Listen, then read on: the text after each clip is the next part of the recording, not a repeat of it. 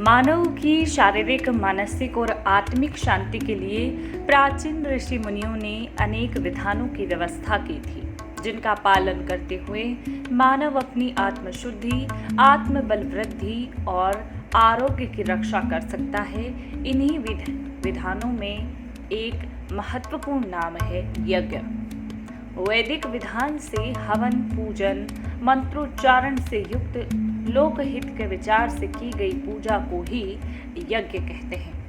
यज्ञ मनुष्य और देवताओं के बीच संबंध स्थापित करने वाला माध्यम है।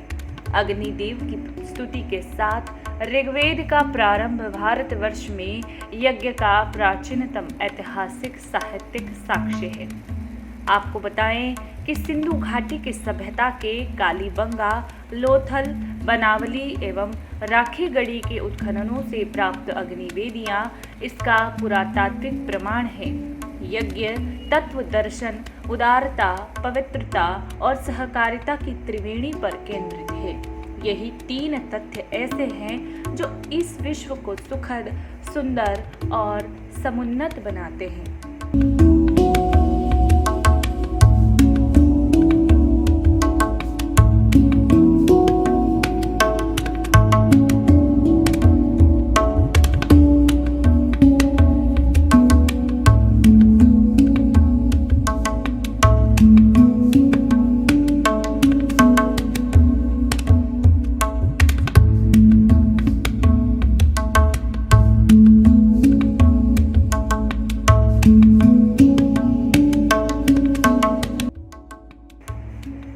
ग्रह नक्षत्र पारस्परिक आकर्षण में बैठे हुए ही नहीं, बल्कि एक दूसरे का महत्वपूर्ण आदान प्रदान भी करते हैं।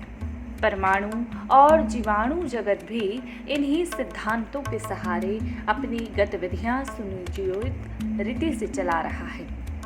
सृष्टि रचना, गतिशीलता और सुव्यवस्था में संतुलन, इकोलॉजी का सिद्धांत ही सर्वत्र काम करता दिखाई पड़ता है। हरियाली से प्राणी पशु निर्वाह, प्राणी शरीर से खाद्य का उत्पादन, खाद्य उत्पादन से पृथ्वी को खाद और खाद से हरियाली। यह सहकारिता चक्र घूमने से ही जीवनधारियों की शरीर यात्रा चल रही है। समुद्र से बादल, बादलों से भूमि में आर्द्रता, आर्द्रता से नदियों का प्रवाह, नदियों से समुद्र की क्षतिपूर्ति। यह जल चक्र धरती और वरुण का संपर्क बनाता है, प्राणियों के निर्वहन के लिए उपयुक्त परिस्थितियां उत्पन्न करता है। शरीर के अवयव एक दूसरे की सहायता करके जीवन चक्र को घुमाते हैं। यह यज्ञीय परंपरा है, जिसके कारण जड़ और चेतन वर्ग के दोनों ही पक्ष अपना सुव्यवस्थित रूप बनाए हुए हैं।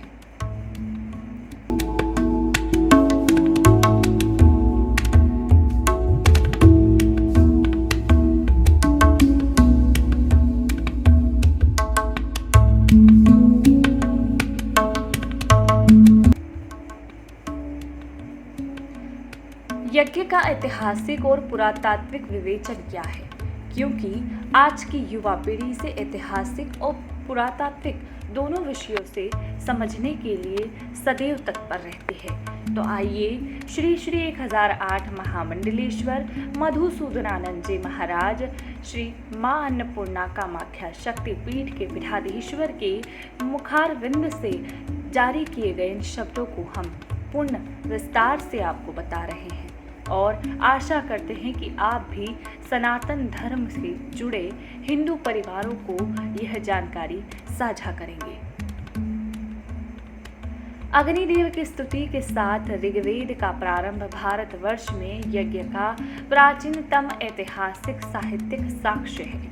इस तथ्य का भी यह स्पष्ट प्रमाण है कि प्रारंभिक वैदिक काल के आने तक भारतवासी न केवल यज्ञ की विद्या से सुपरिचित हो चुके थे, बल्कि इसका गहन मर्म भी समझ चुके थे।